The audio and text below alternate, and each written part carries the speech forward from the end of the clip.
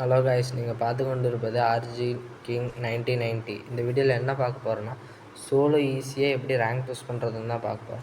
ஏன்னா சில பேர்த்துக்கு டீம் இருக்கும், சில பேர்த்துக்கு டீம் இருக்காது. அதனால் எப்படி ஃபஸ்ட்டு ஈஸியாக சோலோவாக ரேங்க் புஷ் பண்ணுறதுன்னு பார்க்க போகிறோம்.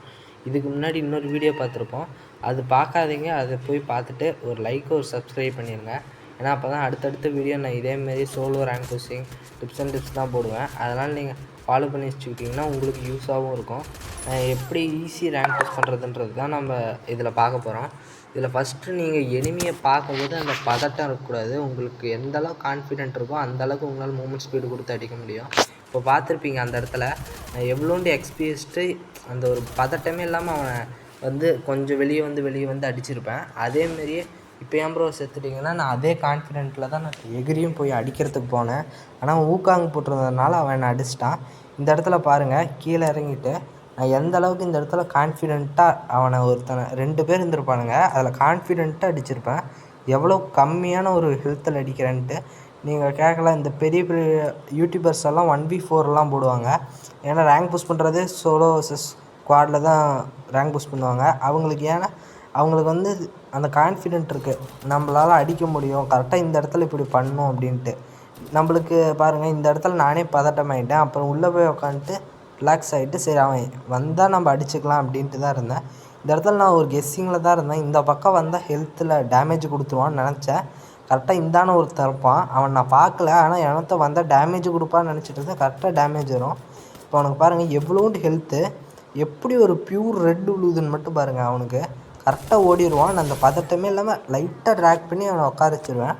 அவ்வளோதான் பாருங்கள். மெடிக்கெட் கட்டிட்டு இன்னொருத்தன் வருவான். இதுவே நான் இந்த இடத்துல உள்ளே இருந்திருந்தேன்னா கண்டிப்பாக டெத் ஆகிருப்பேன். அவன் வரும்போது நான் கரெக்டாக வெளியே போயிட்டு ஒரு க்ளூவால் போட்டுருவேன். இப்போ போய் கீழே போய் நான் உட்காந்துப்பேன். ஏன்னா அவனும் வந்து இந்த இடத்துலேருந்து தான் அடித்தான். அதனால் ஃபஸ்ட்டு நம்ம இங்கே போவான்னு நினைக்க மாட்டான், போட்டுக்கு பின்னாடி அப்படி இருப்போன்னு தான் நினப்பான். அதனால் நம்ம ஈஸியாக அவனை கில் பண்ணிடலாம். இப்போ பாருங்கள், அவன் அந்த இடத்துல ஏறும்போது அவன் என்னை பார்க்கல. கரெக்டாக நாங்கள் போனதுக்கப்புறம் அவன் பார்க்காத நேரமாக தான் அட்டாக் பண்ணுவேன். கரெக்டாக அவன் திரும்பி எந்திரிச்சிடுவான், ஃபுல் டேமேஜ். அப்புறம் உடனே ஏறிடணும். நீங்கள் டேமேஜ் கொடுத்துட்டீங்க அப்படின்னா அவன் உங்களுக்கும் டேமேஜ் கொடுத்துருந்தாலும் முதல்ல அவன் மெடிக்கெட் கட்ட பார்ப்பான், நீங்களும் மெடிக்கெட் கட்ட தான் பார்ப்பீங்க. ஆனால் அது யோசிக்காமல் டக்குன்னு ஏறி ஒரு அழுத்தி க்ளூவால் போட்டுருங்க.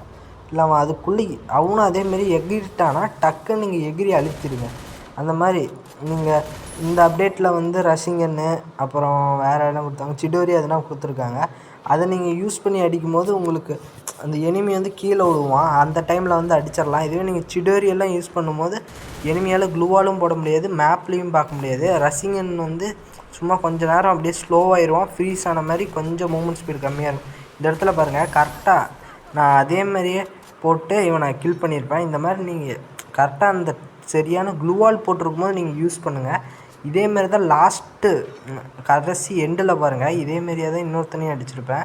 நீங்கள் வந்து இந்த இடத்துல நான் அட்டாக்கிங்கே ஏறி இருக்க மாட்டேன், நான் பார்த்துட்டு போய்ட்டுருப்பேன். அவங்களாம் அடிக்கும் போது நம்ம என்ன பண்ணணும், முதல்ல பதட்டமாகாமல் டக்குன்னு போய் விட்டுட்டு இந்த இடத்துல பாருங்கள் மெதுவாக ஸ்கோப் போட்டு தான் நான் அடிக்க பார்ப்பேன். ஆனால் அவன் பார்த்துட்டான். இந்த இடத்துல பாருங்கள் பியூர் ரெட் வச்சுருப்பேன். ஏன்னா நான் இந்த கர்சர் பட்டனை எந்த பக்கமும் இடத்துல ஃபயர் பட்டன் மட்டும்தான் அடிச்சிருப்பேன். நீங்கள் இந்த நவுத்துற பட்டனையும் இந்த ஃபயர் பட்டனையும் சேர்த்து இழுக்கும் போது உங்களுக்கு எவ்வளோ தான் நீங்கள் ட்ரை பண்ணாலும் ஹெட்ஷாட் விழுவாது. அதனால் நீங்கள் முடிஞ்ச அளவுக்கு பதட்டம் இல்லாமல் நம்மளால் முடியும் அப்படின்ற நினப்போடு நீங்கள் அடிச்சிங்கன்னா கண்டிப்பாக அடிச்சிடலாம். இந்த இடத்துல பாருங்கள், இதேமாரியே தான் நான் இந்த இடத்துல இது ட்ராப் எடுத்துகிட்ருப்பேன். கரெக்டாக இந்த இடத்துல பின்னாடியிருந்து டேமேஜ் கொடுக்க ஆரம்பிப்பான். நான் உடனே மெதுவாக வந்து உட்பேக்கிறேன். ஒரு அடி உடம்புல, அடுத்த அடி ஹெட்டு. நீங்கள் இந்த மாதிரி ஒரு அடி அடித்து ஹெட்டில் விழுந்தால் பரவாயில்லனா, நீங்கள் முதல்ல நீங்கள் ஃபயர் பட்டனை மெதுவாக ஒரு அடி உடம்புல அடித்ததுமே டக்குன்னு ஒரு யூ ஷேப் மாதிரி இல்லாமல் வி மாதிரி நம்ம கீழே சிட்டப் பட்டன் இருக்கும் பாருங்கள், அந்த இடத்துல இழுத்து டக்குன்னு மேலே தூக்குனிங்கன்னா அந்த 55 அடுத்து ஹெட்டு விழுந்துடும். ஏன்னா நீங்கள் அந்த மாதிரி தான் ஈஸியாக ஹெட் அடிக்க முடியும். நீங்கள் பியூர் ஹெட் அடிக்கணும்னா நீங்கள் யூ ஷேப் யூஸ் பண்ணுங்கள். உங்களுக்கு டக்குன்னு யூ ஷேப் விழுவாது. ஏன்னா அவன் லாங்கில் இருக்கும்போது யூ ஷேப் அடிக்கும்போது விழுவாது. அதனால தான் நான் உங்களுக்கு அப்படி சொன்னேன். இந்த இடத்துல பாருங்கள், நான் இந்த ஒரு இன்னாலர் குடிச்சிட்டு போனதுனால நான் இந்த இடத்துல நான் தப்பிச்சிட்டேன். இந்த இடத்துல பாருங்கள், நான் அடிச்சுட்டு எனக்கு ஃபுல் டேமேஜ், அவனுக்கும் ஃபுல் டேமேஜ். ஆனால் நான் டக்குன்னு அட்டாக்கிங் ஏறி இருப்பேன். அதேமாதிரி அந்த கேரக்டர் ஸ்கில் யூஸ் பண்ண சொன்னேன், கே கேரக்டரு. அந்த போன வீடியோவில் சொல்லியிருப்பேன் கே கேரக்டர் யூஸ் பண்ணுங்கன்ட்டு. ஏன்னா கே கேரக்டர் யூஸ் பண்ணும்போது அவன் அடிக்க உங்களுக்கு 5 ஏறிக்கிட்டே இருக்கும். அப்போ உங்களால் ஈஸியாக அவனை கில் பண்ண முடியும். அதேமாரி இப்போ நான் இன்னொரு கேரக்டர் சொல்லியிருப்பேன், அலோக்கு. அப்புறம் முடிஞ்ச அளவுக்கு டாக்ஸியோ யூஸ் பண்ணி பாருங்கள். என்கிட்ட டாக்ஸியோ இல்லை, ஏன்னா நான் சொல்லியிருப்பேன் நியூ ஐடி க்ரியேட் பண்ணி கன் ஸ்கின் எதுவுமே இல்லாமல் தான் நான் ரேங்க் புஷ் பண்ண போகிறேன் அப்படின்ட்டு. ஏன்னா இன்னொரு ஐடி இருந்துச்சு, அதை யாரும் ஹேக் பண்ணி எடுத்துட்டாங்க. அதனால தான் நான் புது ஐடி க்ரியேட் பண்ணி யூடியூப் சேனல் இப்போ தான் ஆரம்பிச்சிருக்கேன். அதனால் ஒரே ஒரு லைக் ஒரு சப்ஸ்கிரைப் மட்டும் பண்ணிடுங்க. இதுக்கப்புறம் உங்களுக்கு எல்லாமே ஒரு டிப்ஸ் அண்ட் டிப்ஸ் தான் சொல்ல போகிறேன். உங்களுக்கு டீம்மேட்டு ஒரு ஸ்குவாடு உங்களுக்கு கரெக்டான ஒரு ஸ்குவாடு இல்லை, நான் சும்மா வேர்ல்டு இன்வைட் தான் ப்ரோ இன்வைட் பண்ணுறேன்னா உங்கள் ஐடி கீழே அப்படியே கமெண்ட் பண்ணிட்டு போங்க. பார்த்துட்டு வீடியோ ஃபுல்லாக பார்த்துட்டு கூட நீங்கள் ஒரு லைக்கு ஒரு சப்ஸ்கிரைப் பண்ணிக்கோங்க. ஏன்னா நீங்கள் ஃபுல்லாக பார்க்காம பாதியிலே பிடிக்கலனா கூட உங்களுக்கு ஃபுல்லாக பார்த்து பிடிக்கலனா ஒரே ஒரு லைக் மட்டுமா பண்ணிடுங்க.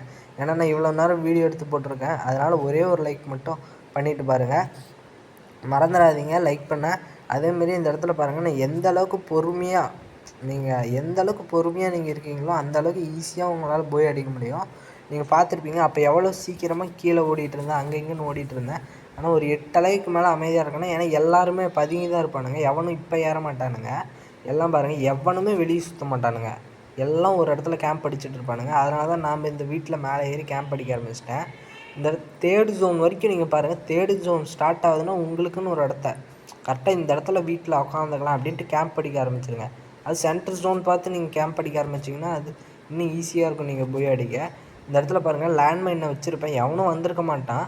ஆனால் இதில் கடைசி டைமில் ஒரு கில்லு வரும். அப்போ யோசிச்சா தான் தெரியும் நான் லேண்ட்மைன் வச்சதில் தான் வந்து அவன் செத்துட்டான்ட்டு. அதனாலேயே ஒரு பூயா வந்திருக்கும். ஏன்னா லேண்ட்மைனில் அவன் சாவல்னா அவங்க கூட சண்டை போடுற மாதிரி இருக்கும், அதில் அவன் அடித்தாலும் அடிச்சிருப்பான்.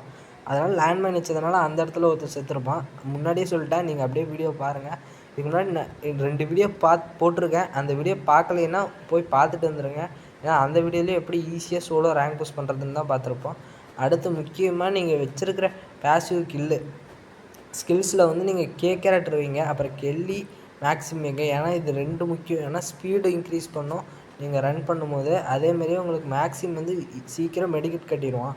அதுக்கு தான் நம்ம ஃபஸ்ட்டு மெடிக்கெட் தான் முக்கியம். எது இருக்குதோ இல்லையோ முதல்ல கேரக்டரு மேக்ஸிம் வச்சுருங்க. இந்த இடத்துல பாருங்கள், அந்த இடத்துல இனிமையை பார்த்தோமே நான் உள்ளே போகிற மாதிரி வந்து அடித்தேன். இப்போ ஒரு இது நடக்க பாருங்கள், இவனை கரெக்டாக கில் எடுப்பேன், இன்னொருத்தன் உடனே அங்கேயே இருப்பான்.